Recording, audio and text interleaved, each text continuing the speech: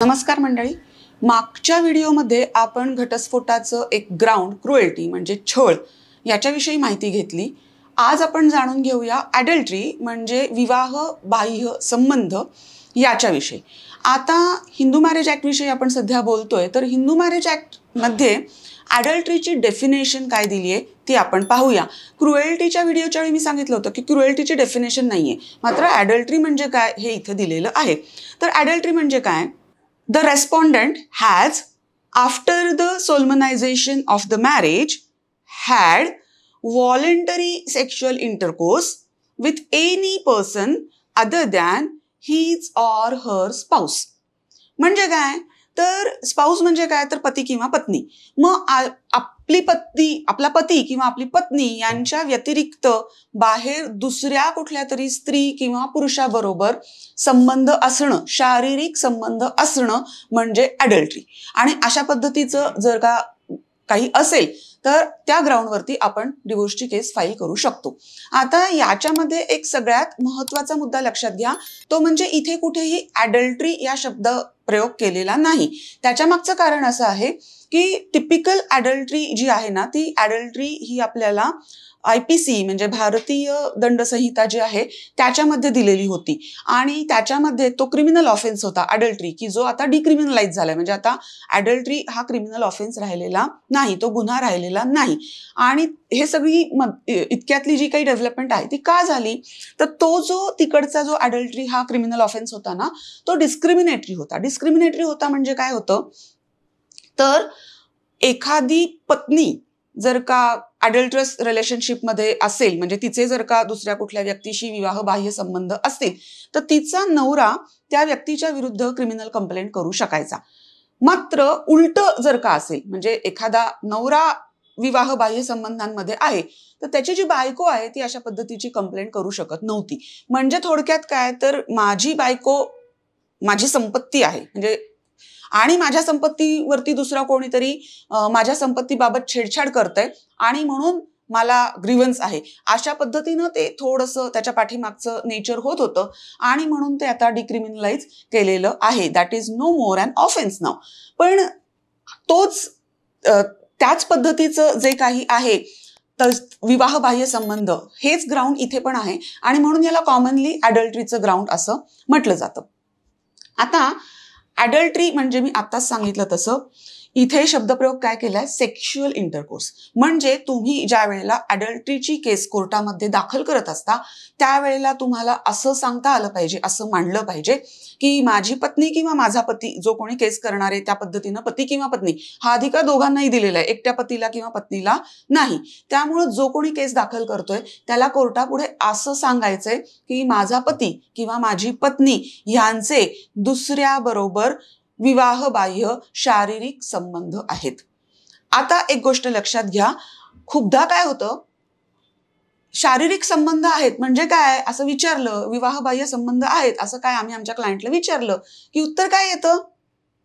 रोज त्याच्याबरोबर गाडीवरनं जाते. हे काय, पार्टीला गेले होते मित्रमैत्रिणींच्या बरोबर, हा फोटो बघा एकमेकांच्या शेजारी उभेत. किंवा मी त्यांना कालच हॉटेलमध्ये दोघांना एकत्र जेवताना पाहिलं. एक मित्र आणि एक मैत्रीण एकत्र फोटो काढू शकतात, एकत्र गाडीवरती कुठे कामासाठी जाऊ शकतात, एका गाडीत न जाऊ शकतात, किंवा एखाद्या रेस्टॉरंटमध्ये फॉर दॅट मॅटर एकत्र जाऊन जेवू शकतात, खाऊ शकतात. याच्यामध्ये गैर ते काय? याला ॲडल्ट्री म्हणता येईल का? तर त्याचं उत्तर नाही असं आहे. अजून एक ॲडल्ट्री कशी काय बाबा ॲडल्ट्री आहे? रोज रात्री 2 वाजता ना माझा नवरा त्या मुलीशी बोलतो. रात्री 2 वाजता फोनवरती बोलणं म्हणजे ॲडल्ट्री नाही. आता रोज उठून माझी बायको किंवा माझा नवरा दुसऱ्या व्यक्तीशी फोनवरती तासभर बोलतात, व्हिडिओ कॉल करतात म्हणा, किंवा सतत एकमेकांना मेसेजेस पाठवतात म्हणा, ही त्रास देणारी बाब असू शकते. ही माझ्या इमोशन्सला ठेच पोहोचवणारी बाब 100% असू शकते की अरेच्या माझा नवरा किंवा माझी बायको ही दुसऱ्या कोणात इन्व्हॉल्व आहे का, हा विचार सुद्धा मनाला नकोसा असू शकतो. पण त्याला आपण ॲडल्ट्री म्हणू शकत नाही. आणि म्हणून मी हे इतकं सगळं सविस्तर का सांगतेय, तर खूपदा ॲडल्ट्रीच्या केसेस ह्या पूर्णपणे अशा पद्धतीनं चुकीच्या दाखल केल्या जातात. ॲडल्ट्री ही पूर्वी क्रिमिनल ऑफेन्स होती. ॲडल्ट्री हे सिरियस ॲलिगेशन आहे आणि तुम्ही तुमच्या नवऱ्याच्या विरुद्ध किंवा बायकोच्या विरुद्ध इतकं सिरियस ॲलिगेशन करताय आणि अशा काहीतरी फालतू गोष्टी सांगताय. तर याला उलट याच्याकडे असं पाहिलं जातं की तुम्ही तुमच्या नवऱ्याकडं किंवा बायकोकडे कारण नसताना संशयाच्या नजरेने पाहताय, कारण नसताना तिच्या किंवा त्याच्या चारित्र्यावरती संशय घेताय आणि अशा पद्धतीनं सतत चारित्र्यावरती संशय घेणं ही त्या व्यक्तीलाच क्रुएल्टी आहे. तुम्हाला कसली आली क्रुएल्टी? असं होऊ शकतं. भगत वर्सेस भगत ही जी काही सुप्रीम कोर्टाची खूप लँडमार्क केस आहे, या लँडमार्क केसमध्ये सुप्रीम कोर्टाने हे सांगितलेलं आहे की कुठल्याही प्रकारचे असे अनफाउंडेड ॲलिगेशन्स तुम्ही करू नका. अशा पद्धतीनं, आणि ह्या सुप्रीम कोर्टच्या निर्णयामुळे काय आहे की अशा पद्धतीचे जर का अनफाउंडेड ॲलिगेशन्स असतील तर ते तुमच्याच अंगलट येतील. आणि म्हणून ॲडल्ट्रीची केस दाखल करताना आपल्याला खूप जास्त काळजी घ्यावी लागते. सगळ्यात पहिली गोष्ट ती म्हणजे ॲडल्ट्री कुठल्या व्यक्तीबरोबर चालू आहे हे जर का आपल्याला माहिती असेल तर त्या व्यक्तीला आपल्या केसमध्ये आपल्याला रेस्पॉन्डंट म्हणून ॲड करावं लागतं.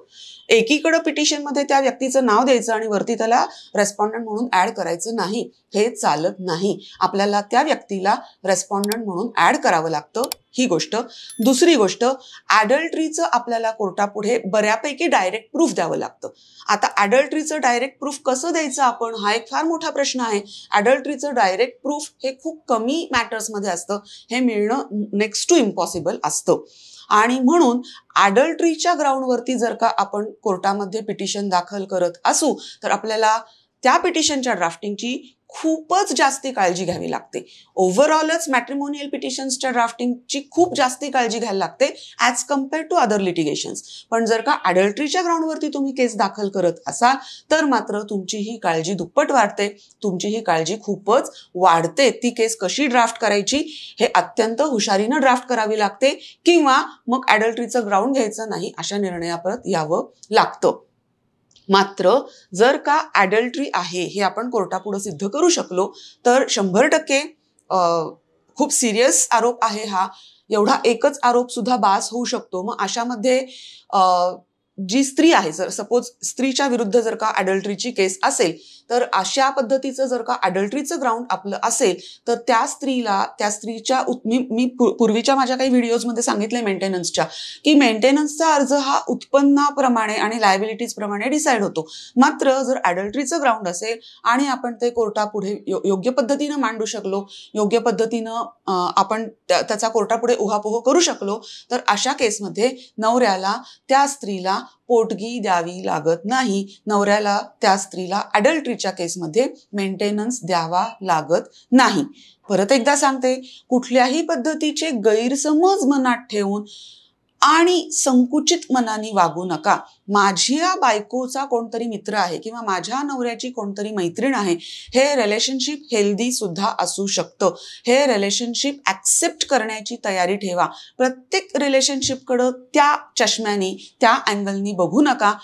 अदरवाईज काय होऊ शकतं, वास्तविक पाहता तसं काहीच नसेल, तसं खरं तर काही नसेल आणि आपण साप म्हणून भुई धोपटण्याचा प्रकार होईल आणि आपला खूप चाललेला चांगला सुखी संसार आपला आपणच उद्ध्वस्त करू. खूपदा असं घडतं की ॲडल्ट्री नसते, काहीही अशा पद्धतीचे संबंध नसतात, पण अशा कोर्टात खोट्या केसेस केल्या गेल्यामुळं त्या कुटुंबाचा, आम्ही अशा केसेस पाहिलेल्या आहेत आमच्या डोळ्यांनी, की त्या कुटुंबाचे वाताहत होते. कुटुंबाचे वाताहत म्हणजे काय, तर मुलं बाळ असतात, हे असतं. आणि आजकाल तर ॲडल्ट्रीचं जे ॲलिगेशन आहे ना ते कोणाच्याही विरुद्ध केलं जातं. अगदी घरातल्या फॅमिली मेंबर्सच्या विरुद्ध सुद्धा हे ॲडल्ट्रीचं ॲलिगेशन केलं जातं. मोठी बहिणी किंवा फॉर दॅट मॅटर भाऊजी वगैरे असे जे रिलेशन्स आहेत, आई वडील सुद्धा. तर कुठल्याही पद्धतीचं ॲलिगेशन करताना एकतर काळजी घ्या, हा एक भाग झाला. आणि दुसरा भाग, कोर्टापुढे जाताना तुम्हाला जे काही ॲलिगेशन्स करायचे ते तुम्ही करा, पण ते करताना काळजी घ्या.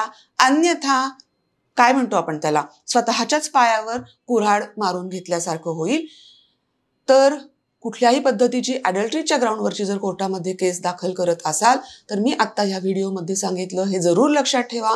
भगत वर्सेस भगत ह्या केसची लिंक मी डिस्क्रिप्शन बॉक्समध्ये देते. ज्यांना जास्त इंटरेस्ट असेल त्यांनी ती लिंक ओपन करून त्याविषयी जरूर वाचा. धन्यवाद.